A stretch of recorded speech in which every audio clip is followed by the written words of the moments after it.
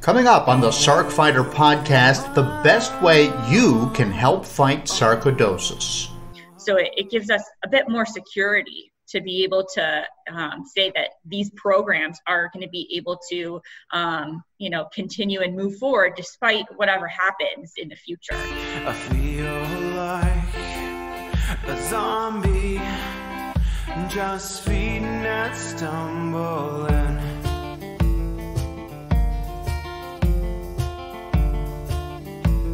The many ways you can help researchers help you. This is the Sarc Fighter Podcast, living with sarcoidosis and other rare diseases. Here's your host, John Carlin.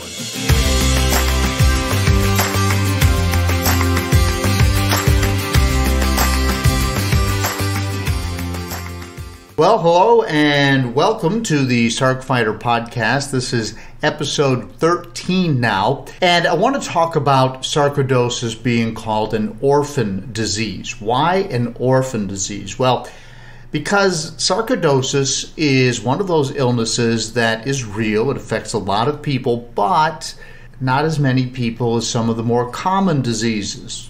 Cancer, breast cancer. They've got the Cancer Society. They've got Komen for the Cure, and we need those things. We certainly need those things. Sarcoidosis only affects about 200,000 people in the United States. And yes, people who have these diseases, this disease, sarcoidosis, is referred to as a health orphan. I don't know if you've heard that term before, but start looking around the internet and you'll find it. And it basically applies to people like us, people who have an illness that is widely studied, but not nearly as widely as the more common diseases that are out there. So sarcoidosis is kind of a tweener.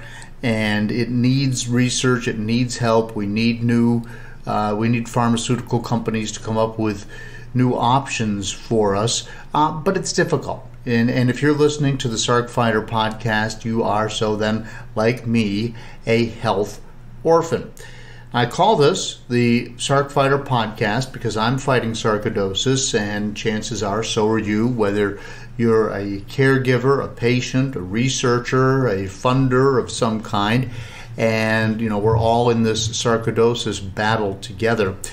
And today I'll be talking with a woman who has the job of coordinating all of the fundraising for the Foundation for Sarcoidosis Research. Angela Frelander is tasked with finding ways to get grants, to encourage you to do fundraisers. She works directly with pharmaceutical companies to find ways, by hook or by crook, to get money in the FSR coffers, really so we can all have better outcomes when we go to the doctor.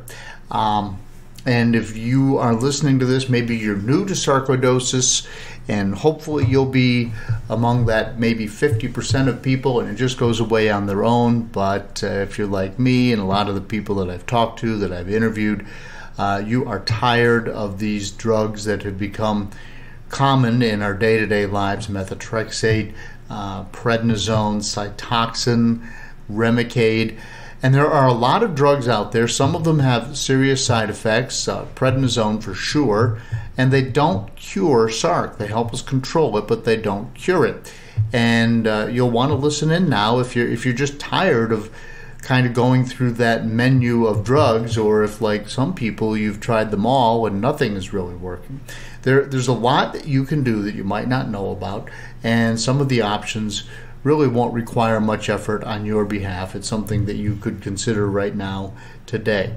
And so we'll be getting into that with my interview with Angela, and that's coming up shortly. Now, I mentioned back in episode 12 that I'm not feeling the greatest. I'm not feeling terrible, but I've been having some issues. And basically, if you're not familiar with my story, I have sarcoidosis on my spinal cord, the cord itself right in the back of my neck, diagnosed in 2016, and it causes a lot of numbness in my lower extremities, say from my chest all the way down to my feet, lots of tingling, serious loss of sensation to touch.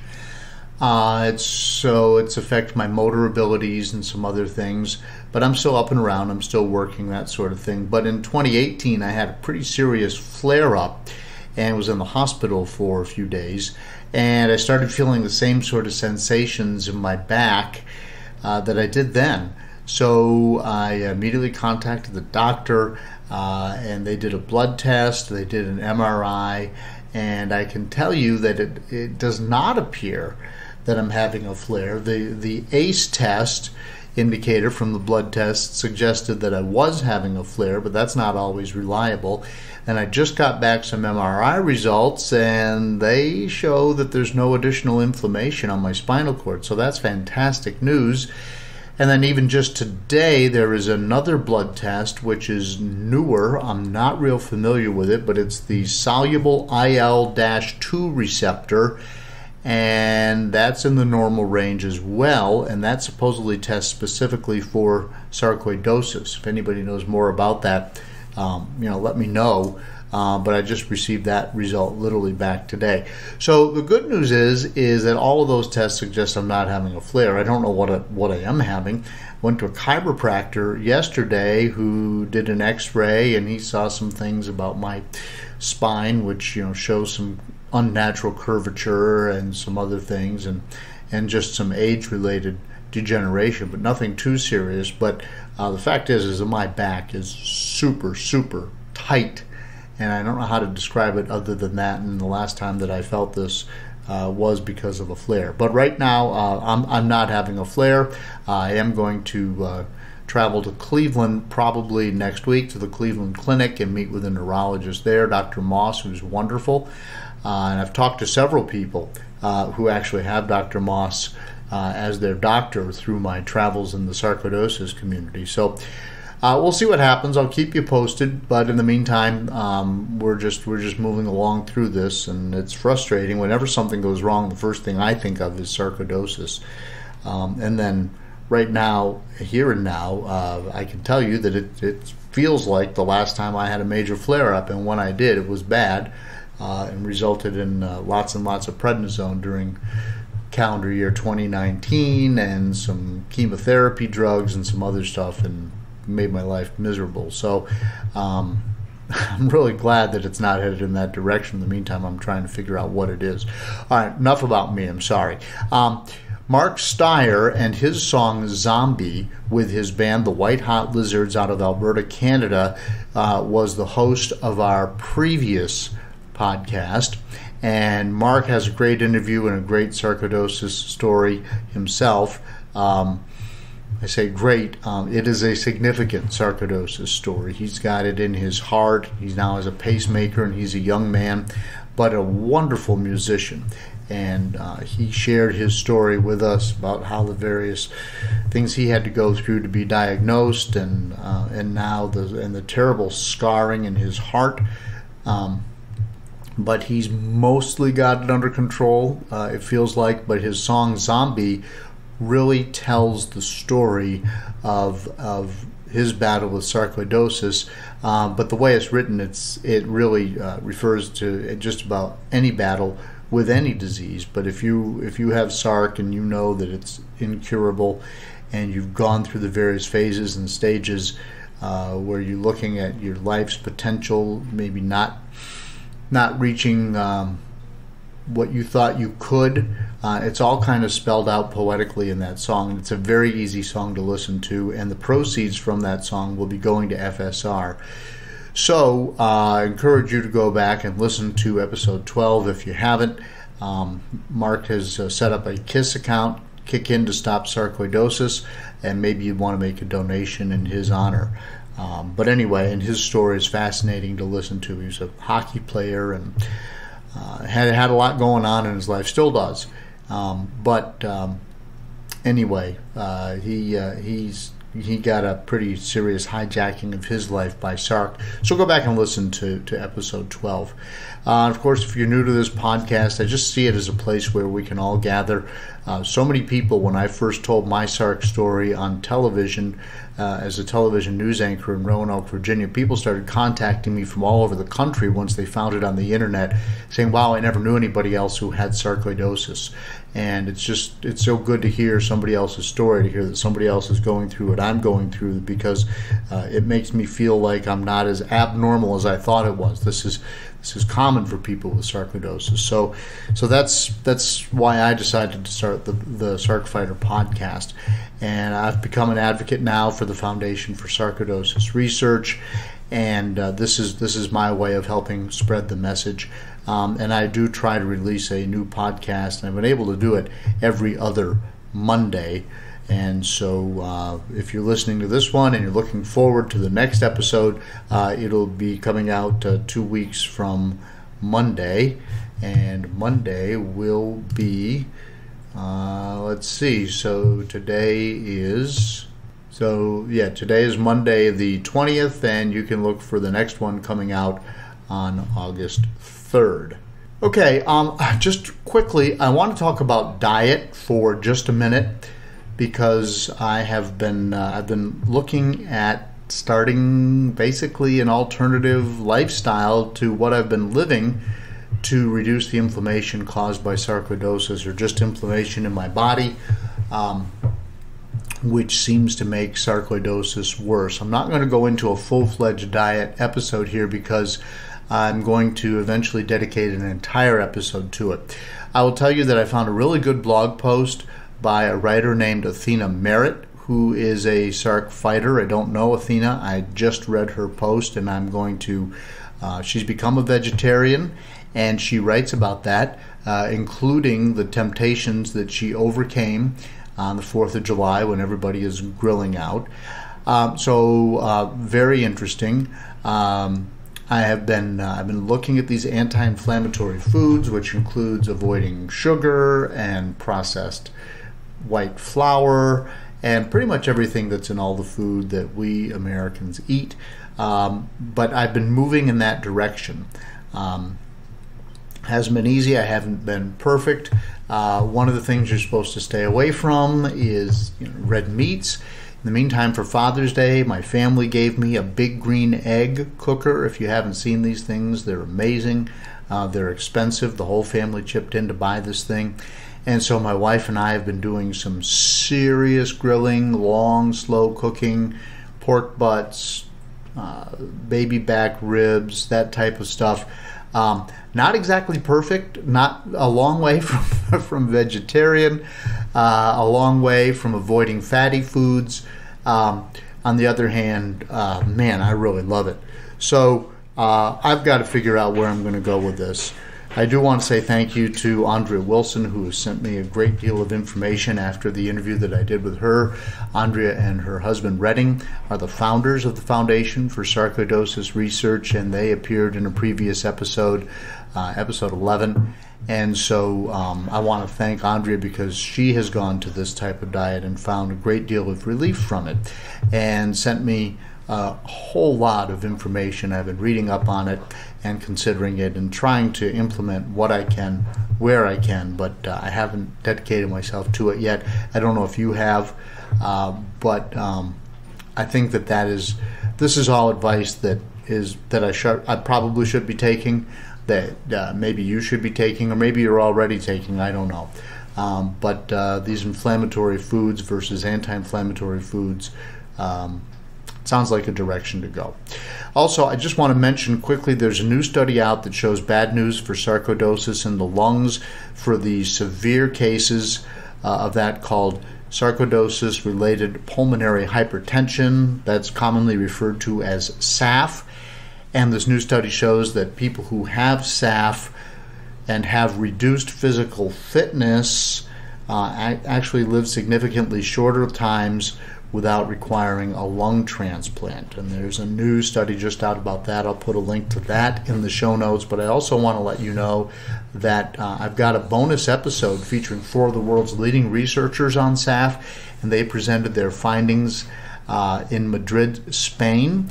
And you can tune in and listen to that episode as well. It's not a numbered episode. I just called it a bonus episode. I'll put a link to that in the show notes, or you can just go to my Podbean website and scroll down and find that, or Google it. It should be pretty easy to find if you look for the Sarc Fighter Podcast on Google, and then look for SAF. But anyway, I'll make it easy for you in the show notes. All right, so that's the news that I have this week, and coming up now will be my interview with Angela Frelander. The Foundation for Sarcoidosis Research is the nation's leading nonprofit organization dedicated to finding a cure for this disease and to improving care for sarcoidosis patients worldwide. Since its establishment in 2000, FSR has fostered over $5 million in sarcoidosis-specific research efforts and has provided disease education and support for thousands of individuals navigating life with sarcoidosis. Learn more about FSR and how they're supporting those impacted by this disease at www.stopsarcoidosis.org.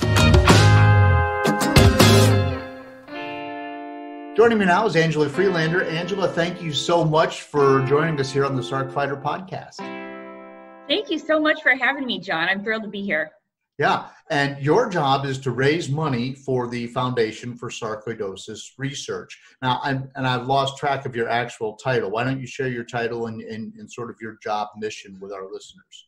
Yes. So I am the Director of Development for the Foundation for Sarcoidosis Research, and that means my job is to generate funds from different revenue streams for the foundation through our pharmaceutical partners, through different types of grant opportunities, through working with individual fundraisers, from hosting large fundraisers through the foundation's annual 5K, virtual satellite 5Ks. So a lot of different things that go into how we raise money for the foundation and fund crucial research and our patient advocacy and education programs. Yeah. And without you, none of the rest of this happens, does it? Yes, that's true. That's true. But it's easy. What's cool is that because these programs, our research program and our patient advocacy programs are so successful and so entailed, it makes my job a lot easier. So we have a really cool thing that we're doing. So well, that's good. And what I hope maybe we can accomplish with the interview here today is to promote even more engagement and momentum and enthusiasm for the fundraising side of this. And I know it's been hard because of the COVID pandemic. April is Sarcoidosis Awareness Month, and that's typically a time when a lot of people who have sarcoidosis or are helping to fight the cause in one way or another do walks and they do runs and they do all these different things. And of course, everything got canceled this year.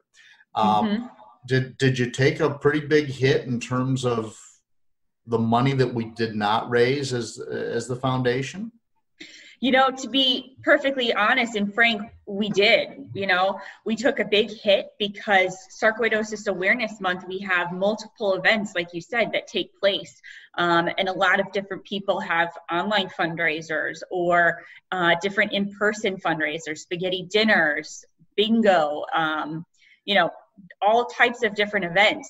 And because of the coronavirus pandemic, we weren't able to do any of those in-person events. And it took a big hit. So we're working to try to overcome that. And, you know, luckily we're in a place where we, you know, can still continue our mission. But that's not to say that, you know, we shouldn't prepare and be proactive for if this happens again, because we still want to be able to fund our mission, fund research, and fund programs for patients. Let's kind of go through the laundry list here of ways that people can financially assist the foundation. Or we can just call that, you know, make a donation. But it's more than just, you know, writing a check once And there's any number of ways that they can do that. But let's say that somebody is listening right now and they hear, wow, the foundation took a hit because of sarcoidosis or because of COVID. And so they want to make a one-time gift. That's probably what you see very often, the most often. I don't know. How does that work? How can people do that? Definitely. So that is a very easy and common way for someone to help support the foundation, is making a one-time gift. And they can do it through various ways, John. We have an online donation portal through our website, www.stopsarcoidosis.org, where people can go and make an online donation via credit card.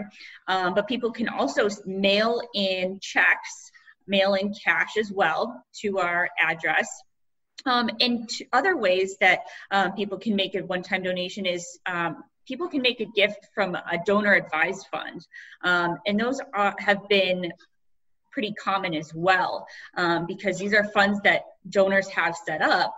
And through making a donation through this fund, they receive immediate tax benefits, which makes it easy for them. And the foundation gets a donation, and the donor gets an immediate tax benefit as well. In addition to donor advised funds, donors can also donate gifts of stock, and we accept those as well. So how do you make a donation of stock? So really, it's actually, the donor doesn't really do too much besides working with their stockbroker, and the stockbroker then contacts FSR, and we kind of do work on the back end, and the stockbroker is able to donate X number of shares or X amount to FSR, and we receive that in our account, and then are able to liquidate that. That is awesome. Is probably a lot of people don't know about that. Right. It's a great way, because people might be really into the stock market, seen as the economy is always in flux, but obviously it's a great way to be able to do something that something different than just going to the donation page of our website and making a donation online. So just different ways to go about making an impact. Sure. So now the one-time donation is great, but it would be nice for planning purposes for the staff and for people who have to put together the annual budget, and a nonprofit has to do that just like any other business. So you've got staff to pay, and you've got expenses. You have to keep the lights on. It's got to be extremely helpful if people would sign up to make a repeated gift. So every month, you're going to get $5, $10, $25, $100, whatever it is, from somebody. And FSR actually has a monthly program. Do they not? Yes, we do have a monthly donation program. And what's great about our program is that it can be customizable to any amount that a donor is comfortable with. So if a donor wants to donate a penny a month even, that's possible through our monthly donor program. But of course, it can be, as much as a donor wants. And what's great about it, is like you said, we're able to count on that and have that repeat donation through, and count on it for the years and the months ahead. Right. So how many people are doing that, and how much are you encouraging people to do that right now? So we do have a good handful of people that make a monthly donation, but we're really looking to grow that program because, seeing as what has taken place through this year, up to this year for COVID, what we're really trying to do is be ready for the next pandemic, right? And we want to be proactive in that and really grow our monthly donor program so that we have more secure funds that we can count on, and that we can ensure that, our programs such as research and the patient education programs aren't kind of relying on our one-time donations. So it gives us a bit more security to be able to say that these programs are going to be able to, continue and move forward despite whatever happens in the future. Yeah. As I mentioned when we were chatting before the interview, I work with any number of local boards here in the Roanoke, Virginia area where I live. And, what we find is that once people start making regular donations to any cause, in this case it would be sarcoidosis, they really feel like they're a part of the organization. They're more invested in the process and then become more interested in reading the emails and seeing the forward progress of the cause. Isn't that kind of a part of the reason, even if it's $5 a month, you want to see the regular monthly donations? That's completely true. And we find that as well. Our monthly donors are really invested and really engaged in what is happening at the foundation. And that's what we want, right? We want our constituents, we want patients, we want the sarcoidosis community to feel engaged in a part of what we're doing, because at the end of the day, we're not able to have success and achieve our goals without the engagement of the community, whether it be in research, whether it be in our patient education initiatives and our grassroots local support programs. That's not possible without the support and engagement of our community. And the monthly donors are some of the most engaged constituents that we have, and that we want to see that grow. So that's absolutely right. Yeah, and there's so much going on with sarcoidosis because we still just don't know what causes it. We don't have a cure. I'm sitting here, I've got this flare going on my spinal cord right now, and I'm up and around. I'm functioning. I'm going to work, but the doctors are scratching their heads and just kind of, I don't know. And I've got some of the best doctors in the country at the Cleveland Clinic working with me, but nobody really knows. And without these kind of monthly donations, we're never going to know. Right. It's really important. Right. It's so important because without the funding, as you mentioned, we're really not able to do anything. We're able to, unfortunately, we've seen because of COVID, a lot of nonprofits and really amazing charities have had to close their doors. And, thanks to our amazing donor support base, we've been able to continue helping patients like you, John, and helping patients across the world improve their quality of life through advancing research and making sure that, our agenda is able to advance and move forward. Because without that, there's more patients like you and there's not going to be answers. So we need to do this, and we need to ensure that we're able to continue and push forward through research to one day, obviously, find a cure. Yeah, for sure. Or at least find a way to control this thing without the terrible side effects that we get from, prednisone in particular. And just about anybody listening to this knows the prednisone story all too well, unfortunately. Right. So then there's other things, we can't do the walks right now, but there is some virtual fundraising that's happening with a lot of different organizations, and we cover those locally on the news all the time. What are some of your suggestions for people who want to do virtual fundraising? Yeah, so we have a lot of really great virtual fundraising options depending on what someone is interested in. So for example, a great way to have host a virtual fundraiser during this time is to have commemorative gifts donated to FSR. So in lieu of birthday gifts, graduations taking place, anniversary gifts, consider asking friends and family to donate to FSR in your honor. So, with everything happening, you might not want a birthday gift or an anniversary or graduation gift, and someone might be able to donate to a charity at a higher level than you might realize.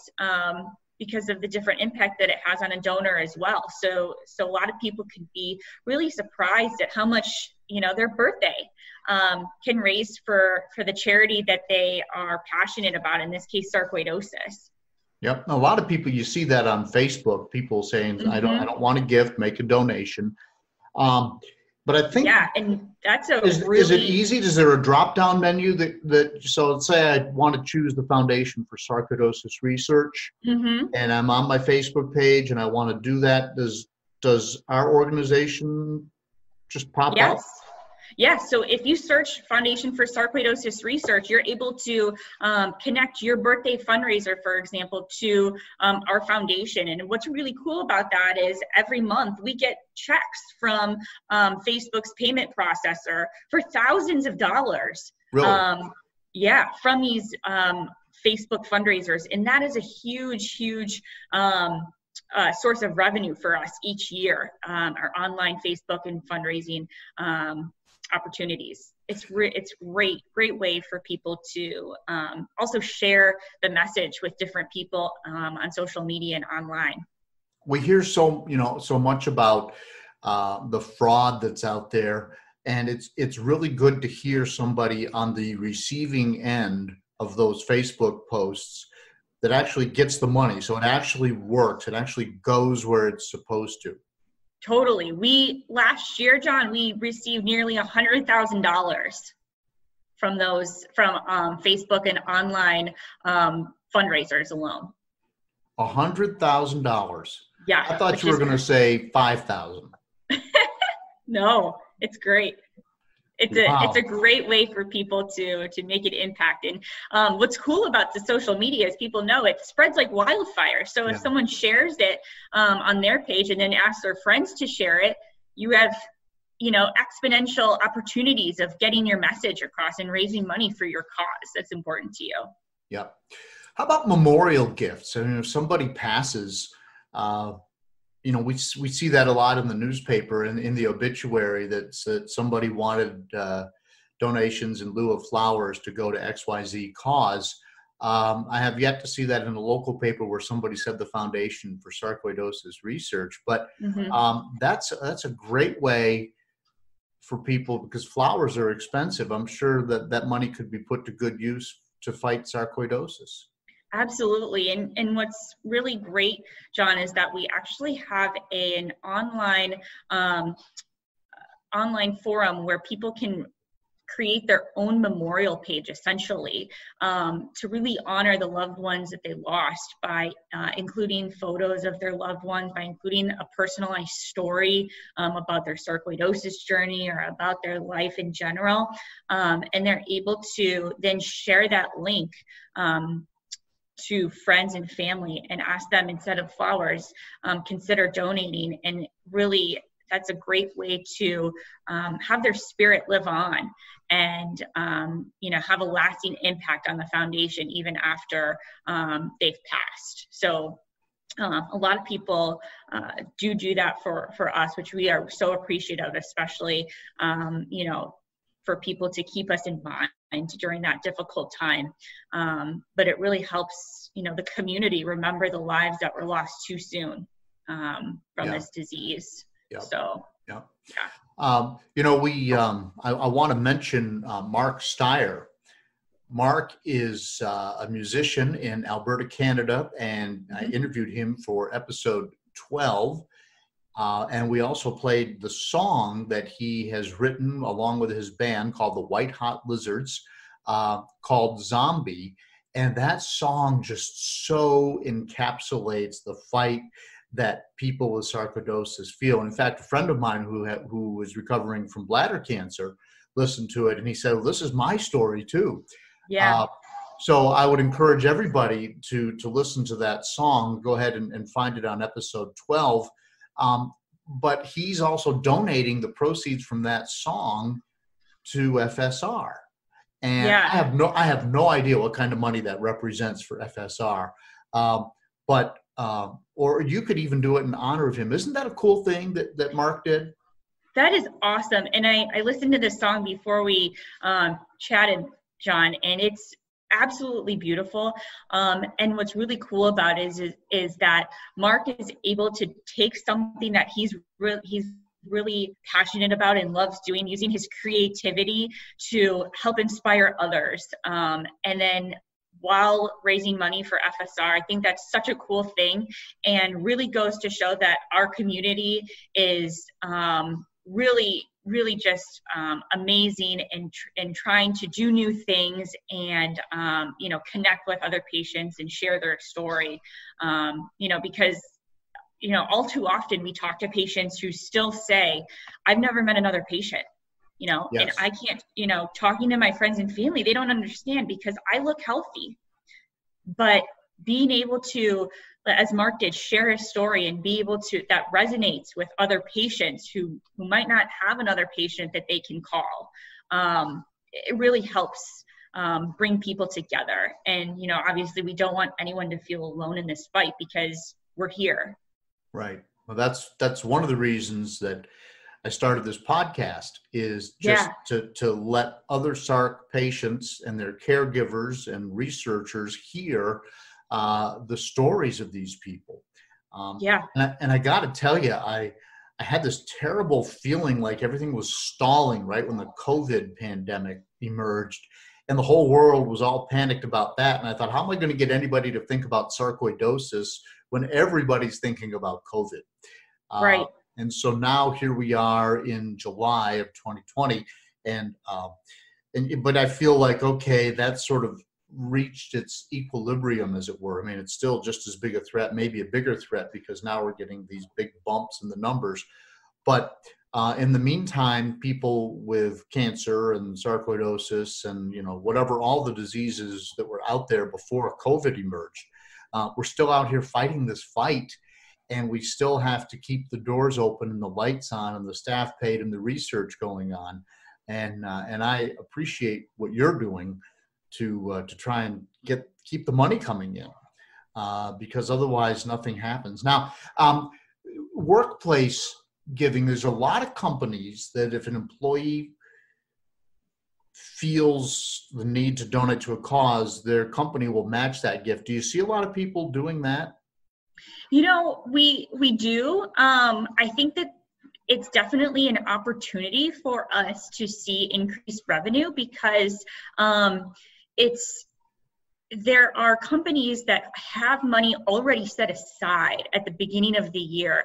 And a lot of companies don't actually end up using that money that they already set for that year and just roll it over to the next year. And that leaves money on the table for sarcoidosis research and for us to be able to help patients. On our donation page, scrolling right past that, we actually have a really cool search engine that you can type the name of your company into the search engine, and it will tell you all of the things that you need to do to be able to make submit a match for your company, and who you need to contact, whether it's your HR department or what types of forms, because that's a lot of the question too. It's like, well, I don't really know how to go about doing that. I can make a donation online, but my company is so big, I don't know who to reach out to. And that's a great resource for people to use and get that information. Yeah. So, and then of course it doubles the gift. So instead of $50 exactly. a month, all of a sudden you guys are getting $100. And I'll be honest with you, sitting right here, right now, I don't know if my company does that or not, or if I have to give a certain amount or whatever. I mean, I just don't have any idea, but I'll go check that out. And for sure. There's thousands of companies in there, so it's cool to see. I tested it. I like to see. I'll go in there just to see who I can find and what the different requirements are for different companies, even big like, Amazon, Walgreens, Best Buy, Kroger's, there's, whoever you can think of, they're all in there. So wow. Okay. Yeah. Well, that's something that I'll be checking out. And by the way, for listeners, all of the information will be in the show notes, including, the very robust donor page from your website, Angela. So that's great. What is, you've talked to me a little bit about something called the Combined Federal Campaign. Can you explain that, please? Yeah, so the Combined Federal Campaign is the largest and actually most successful workplace charitable giving program in the world. The CFC is the workplace giving program for United States federal employees. So in the CFC is the only authorized charitable organization dedicated to giving charities the opportunity to solicit federal employees for donations. And by being a part of the Combined Federal Campaign, we're able to be included in that list. So we're able to solicit to different types of organizations and federal groups of employees in the U.S. government. So we see a lot of donations come in through that, and it makes it easy for donors to make a donation through their workplace giving because they don't have to, write us a check. They don't have to go online. They can elect to do it through their employer, and then their employer sends us the donation. Honestly, I'm just not familiar with that, and I'm surprised because of my work with our local nonprofits. So does FSR receive a lot of money from that? Yes, we receive a lot of money from all over the country. Thousands of dollars we raise through the CFC campaign. And it takes place every fall. So this year it starts September 1st and goes until January 15th. So during that time period, donors can make donations through their employers and the government, and then the donations are then paid out to FSR the next calendar year. So it would be 2021 that we receive donations for that campaign. Right. So if you're a federal employee and you're listening right now, is it just as easy as checking a box, or what do you have to do? Yeah, so and I will provide in the notes, John, our CFC number, but it's as easy as referencing FSR CFC number, and using that number, donors are able to find and elect FSR as their charitable organization to donate to, which is amazing. Yeah. Super easy for donors, very streamlined. So. Well, that's great. Now, Amazon Smile is one of those things that's out there, and orgs are starting to really capitalize on this. But when you shop through Amazon, there is a simple way that FSR can receive money every time you buy something. And it's really easy, but people don't know about it. So tell everybody how that works. Yeah, so it's super easy. It's literally 3 steps. So when you sign into Amazon on your desktop or even your mobile phone, you can go to your account from the navigation page and select the option to change your charity, or from your mobile browser, it's at the bottom of the page.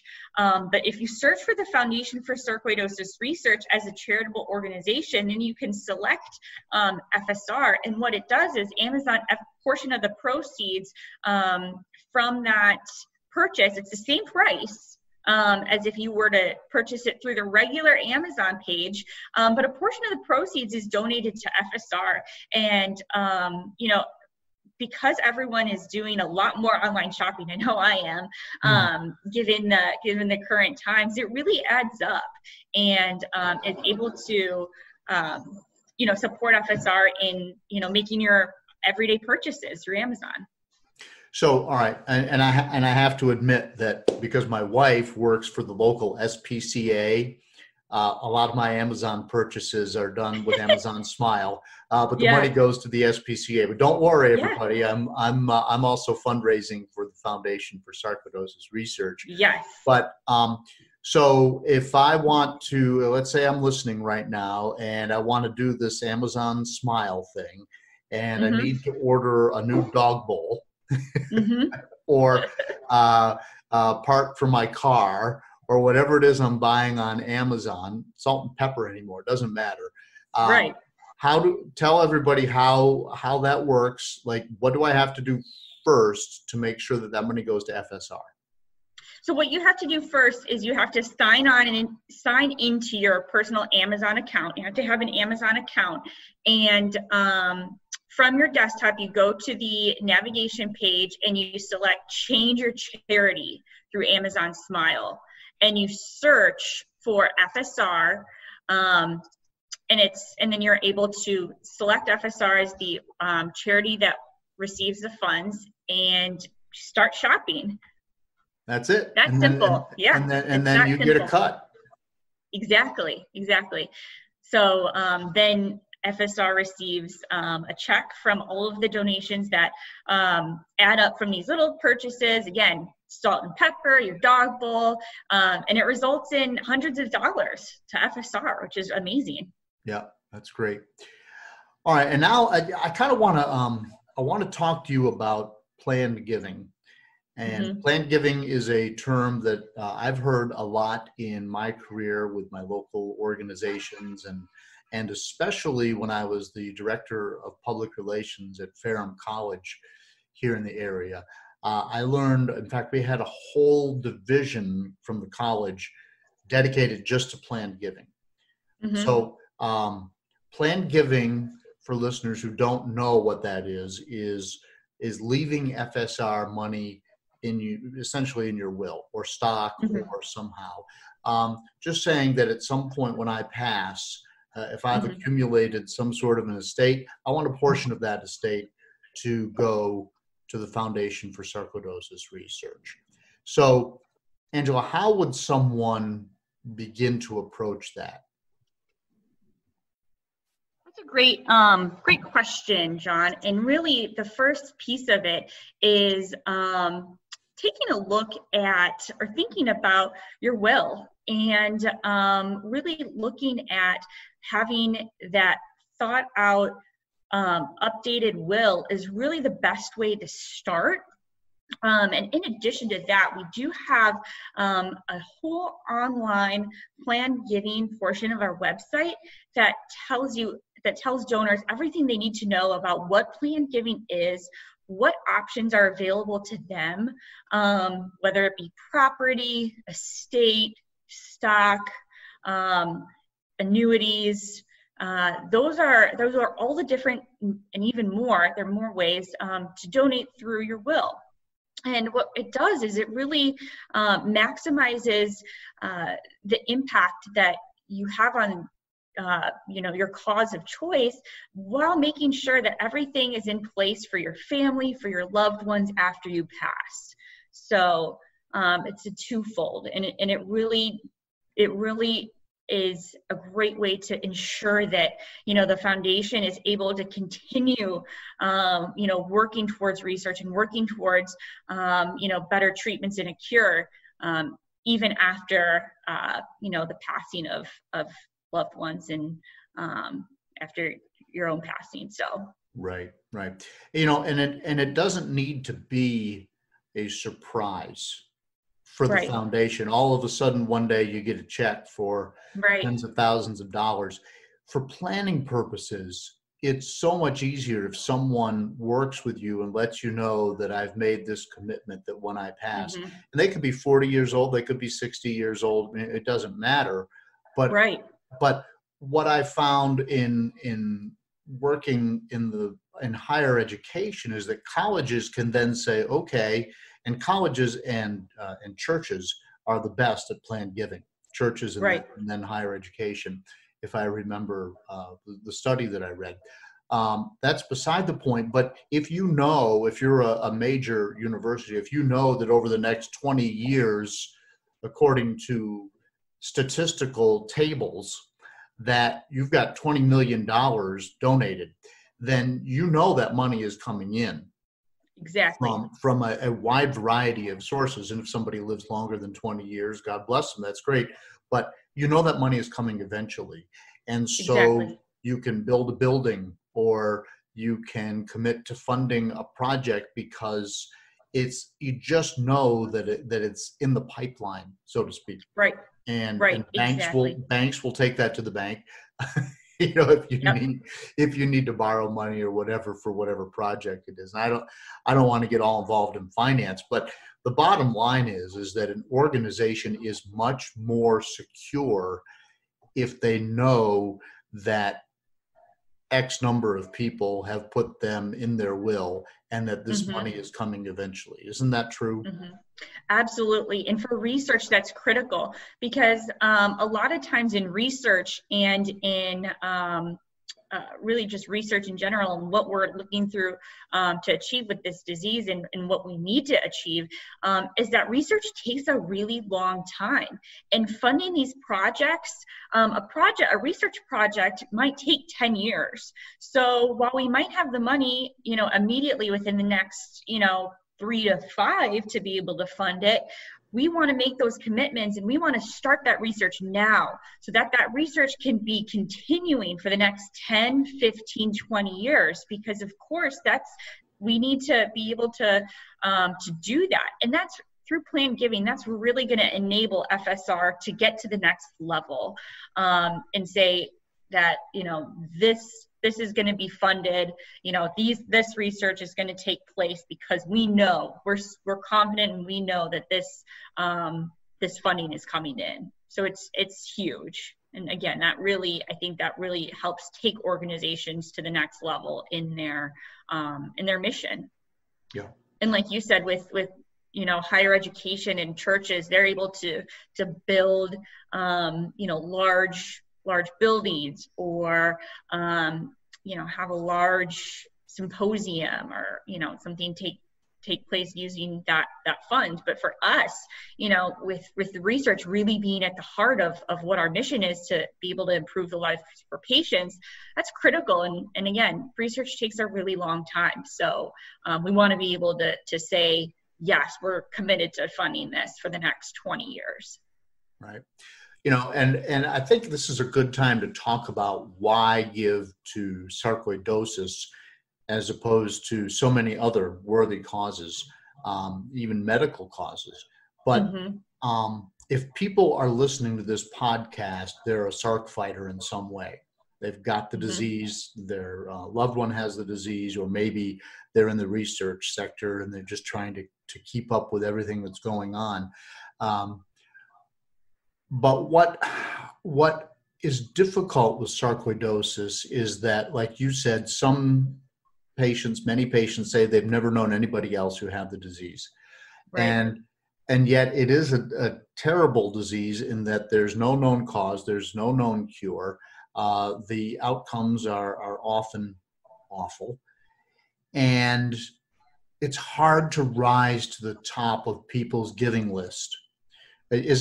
Are we not referred to as an orphan organization sometimes? And so we're not the only ones. There's a lot of autoimmune diseases out there, but there's just not a lot of sarcoidosis patients. So your job has to be very difficult to make people say, when I give, I want to give to sarcoidosis. Yes, that's absolutely right. Because, the biggest thing that, the easiest top of mind thing I can say is, cancer. There's so many different types of cancer organizations, and so many different people are affected by cancer. So why not have my donation go to cancer? Because so many more people, millions of people have cancer, and millions of people lose loved ones to cancer every year. While, being a rare disease, sarcoidosis affects roughly 200,000 Americans. But that's the reason why people need to fund FSR and sarcoidosis, because we don't have all of that funding coming from the government and from millions of people. If a million people donated $1 to a cancer organization, that would be $1 million. We have, again, a fraction of that with patients that are affected by sarcoidosis.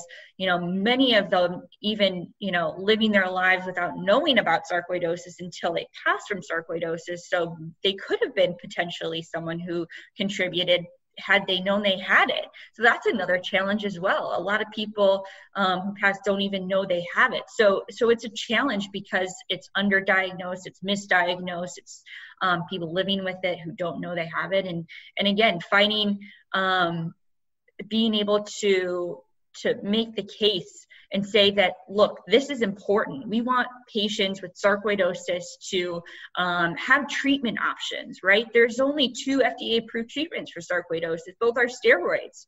So, sarcoidosis patients don't have, the hundreds and dozens of, treatment options that cancer patients have, or the opportunities to participate in clinical trials like cancer patients have. And that's why we need funding. And that's why supporting FSR and sarcoidosis research is important.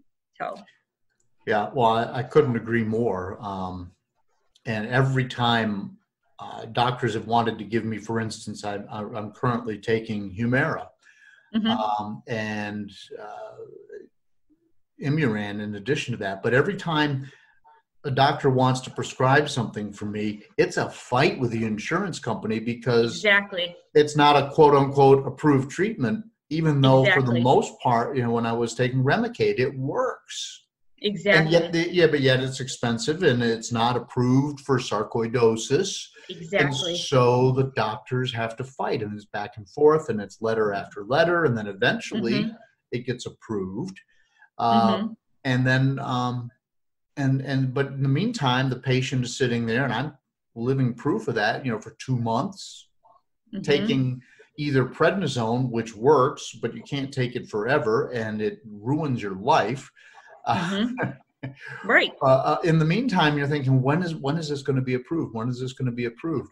And we need more things to be approved, more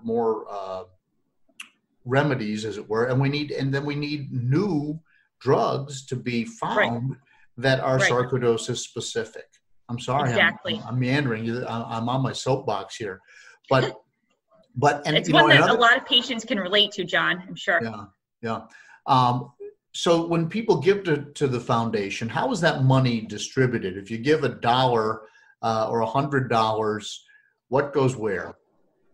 That's a great question. And really 70 to 80% goes to research. We have a very low overhead cost, Sean, because there's 8 staff members. There's 8 full-time staff members.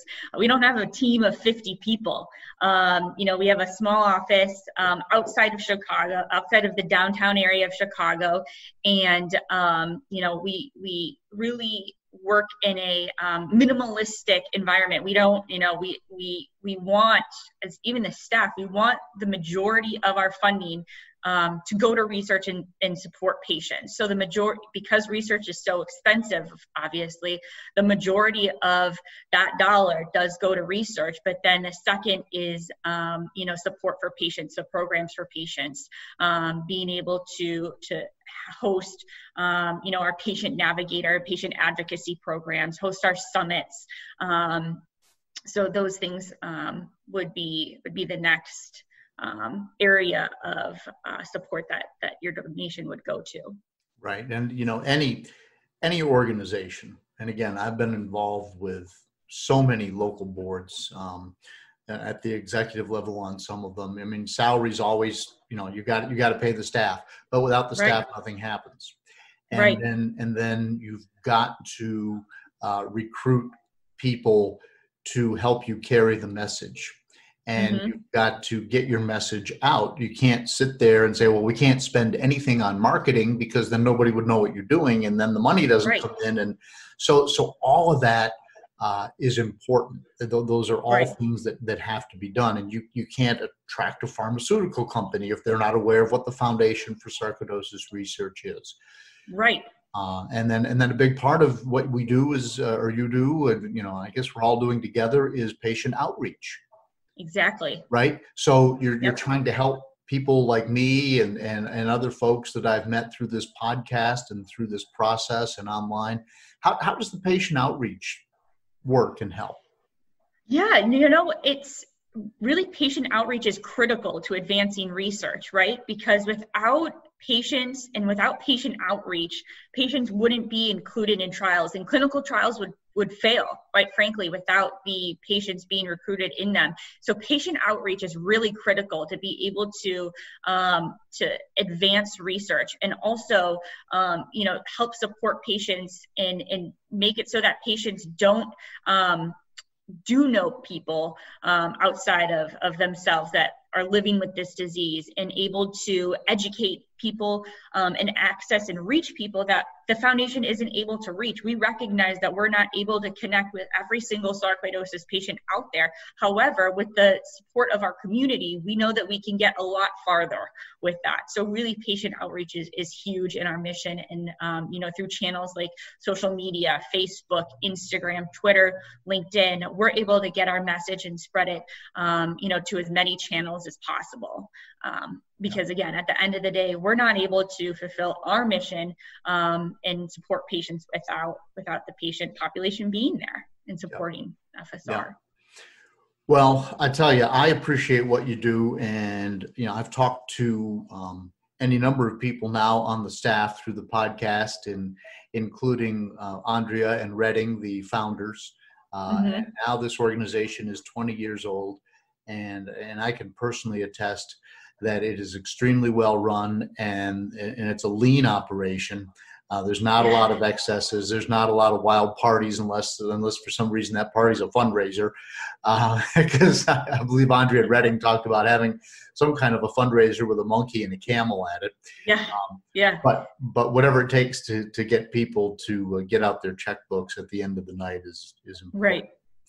Right. So I really do appreciate what you guys are doing, and we need to remember that sarcoidosis is still there. COVID will come, and I like to say it will come and go. Who knows when it's going to go? But sarcoidosis is here, and the 200,000 of us in the United States. And although I've been looking at my data, we've got people listening to this podcast in Canada and Australia and Great Britain. And so, we're starting to get a worldwide audience here for the Sarc Fighter podcast. That's amazing.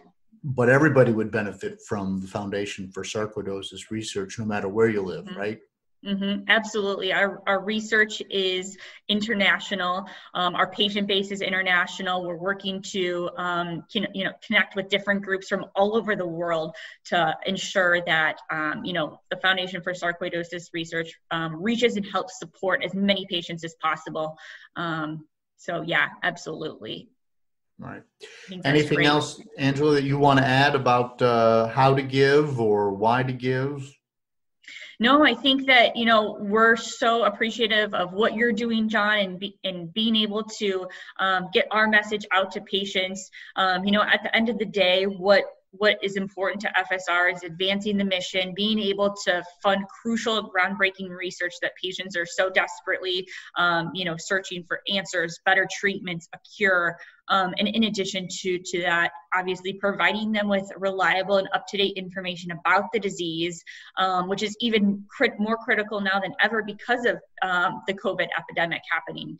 A lot of patients have questions about how COVID and, being a sarcoidosis patient, how they might be able to live with this and move forward and live beyond this epidemic. So, and again, really funding is the critical element that excels and advances our mission and gets us to be able to do all the amazing things that we can do. So we really appreciate all of your help with that too, John. Oh, anything I can do.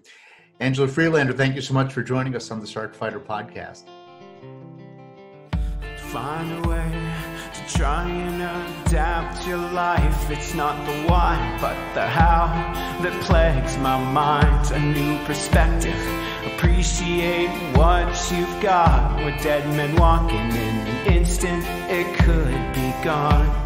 And I don't know when will come. Look for silver linings, but still I find none. The world's potential slipping.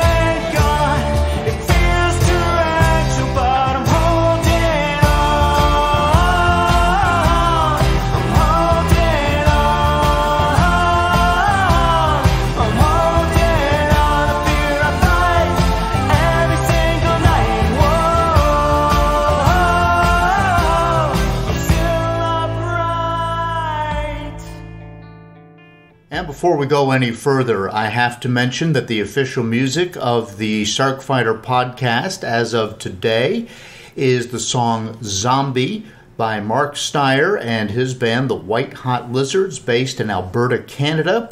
Mark is a Sarc fighter himself, and he told his story and the background to the song Zombie in episode 12. And if you check out episode 12, you can hear his compelling story and how sarcoidosis has turned him from an athlete into somewhat of, I don't want to say couch potato because he's still really active, but he's certainly not the hockey player that he once was and wants to be. And that's his Sarc story. But again, he has graciously allowed the Sarc Fighter Podcast to use his song Zombie, and all the proceeds from the song will be donated to the Foundation for Sarcoidosis Research. And you can find more information about Mark and his story and the song in the show notes with this podcast. It is so important to help raise money for Sarc research. Fundraisers like walks and so forth, of course, with COVID are so hard to do right now, but virtual events are great. And please consider, if you want to just give, making a regular monthly donation to the organization. You know, if you could afford to send $20 a month and the organization knows that every month that'll be $20, that's money that they can count on for planning purposes.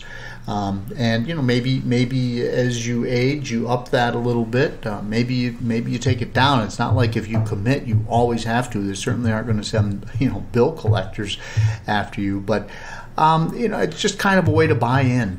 And that's something you should seriously consider.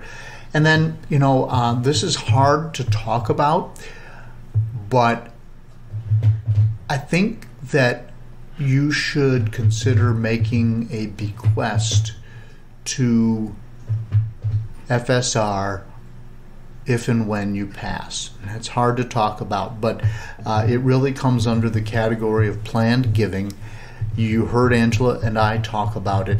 I'm involved with many organizations here in the Roanoke area. My wife works for the SPCA, and bequests, when you die, there's a fair amount of money in your estate, and you want to leave it to your loved ones, and you should understand that.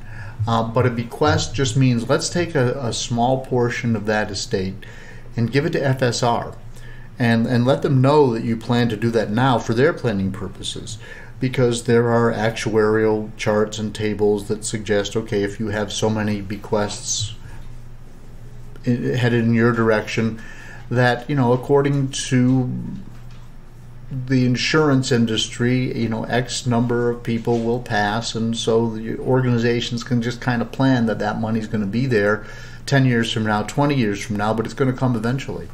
And that also helps. It helps so much, and those lump sums can go into the budget and can be used by an organization which is always fighting to, whether it's daily operational expenses or money they want to reinvest in research or whatever it is, you just got to keep the lights on, and that's a good way to do it. So it's it sounds morbid, but that is definitely something that you should consider.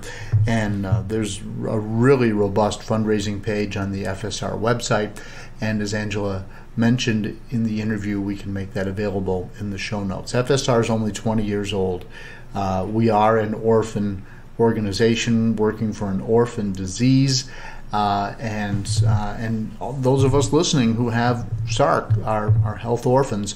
And so buy-in like that from those of us who are fighting it really makes a difference, and it speaks loudly to the community at large that people who have Sarc are willing to literally put their money where their mouth is. So that's my little pitch on Angela's behalf and on behalf of FSR, and as a patient, and something that I certainly appreciate when other people pitch in as well, and I pitched in a good amount last year, and I'll continue to do that. So I'm not going to get into my personal finances, but just know that I'm not asking you to do something that I haven't done myself. All right? That is all for this episode. Appreciate you listening. Until next time, keep fighting. Find a way to try and adapt your life. It's not the why, but the how that plagues my mind. A new perspective. Appreciate what you've got. With dead men walking, in an instant it could be gone. and I don't